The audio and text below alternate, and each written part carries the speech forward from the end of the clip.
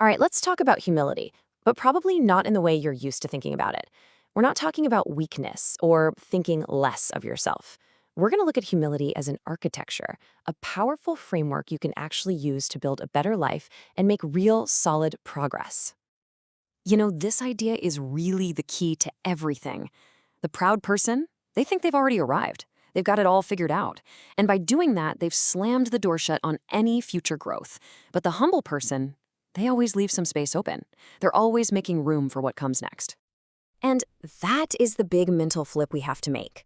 Being unfinished isn't a bug in the system, it's a feature.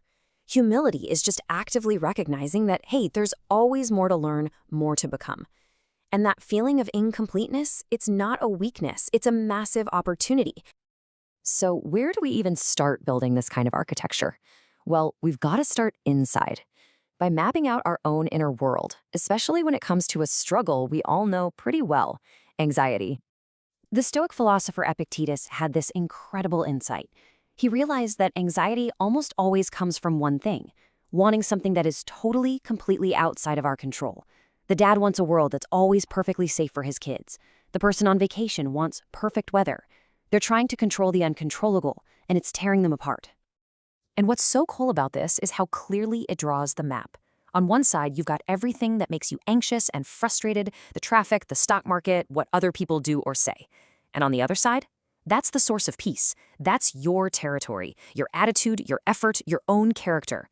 Humility is just the wisdom to know which side of that map you're standing on at any given moment. So, the most important point here is that humility isn't about just giving up or resigning yourself to fate. No way.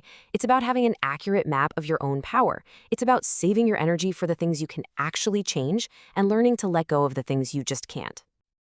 Okay, so we've kind of mapped our inner world. Now let's see how this framework helps us deal with the outer one, which, let's be honest, is an imperfect and often disappointing place without letting our hearts turn to stone. We've all heard some version of this joke, right? But think about the assumption that's hiding inside it. It's basically saying that to be wise, you have to get colder, more selfish, more cynical as you get older. That growing up means shedding all your idealism. I mean, what kind of life is that? But the Stoics, they offered a much deeper truth. Yeah, of course, as you get older, you see that the world is messy and flawed, but you also start to see just how deeply connected we all are. What's bad for everyone else is eventually bad for you too.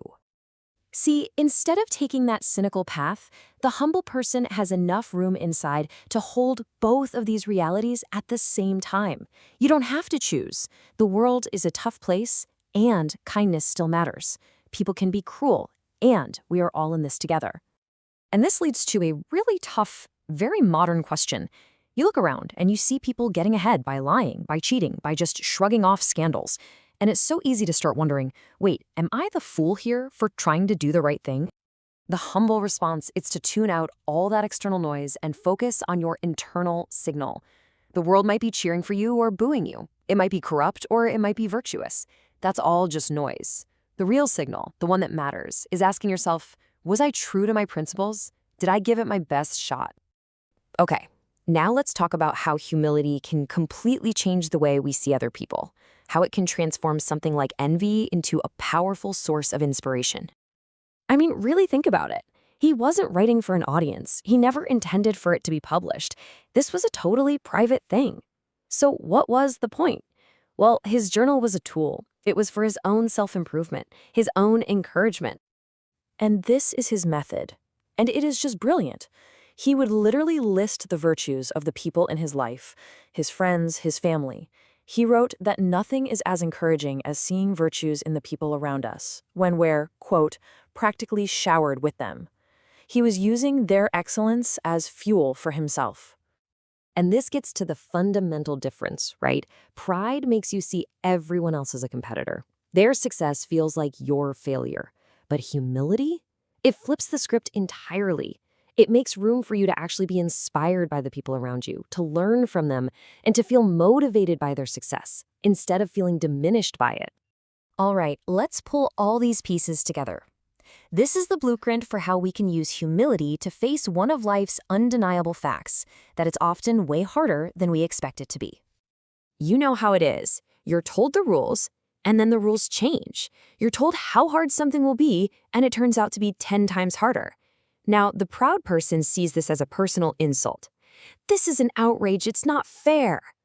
The humble person, on the other hand, understands this is just the nature of the game. Now, this isn't about just passively accepting unfairness. Not at all. It's about seeing that complaining and quitting are not your only options. There's a third way. Rise to the challenge. Adversity becomes your sparring partner. And by facing it, you're forced to get stronger. You're forced to become twice as good.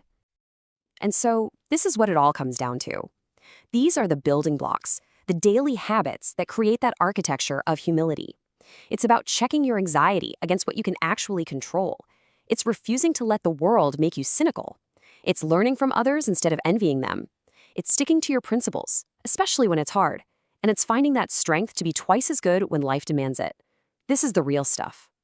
And I just love this as a final reminder that this whole thing isn't about being perfect. It's not about achieving some flawless state of being. It's about the humble daily commitment to just keep going, to keep trying, even after you mess up. Progress is the goal, not perfection.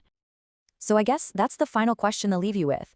By starting with humility, by admitting that we're all a work in progress, we open the door to everything that really matters. To growth, to connection, to integrity, and to the chance of becoming, little by little, a bit more of the person we have the potential to be.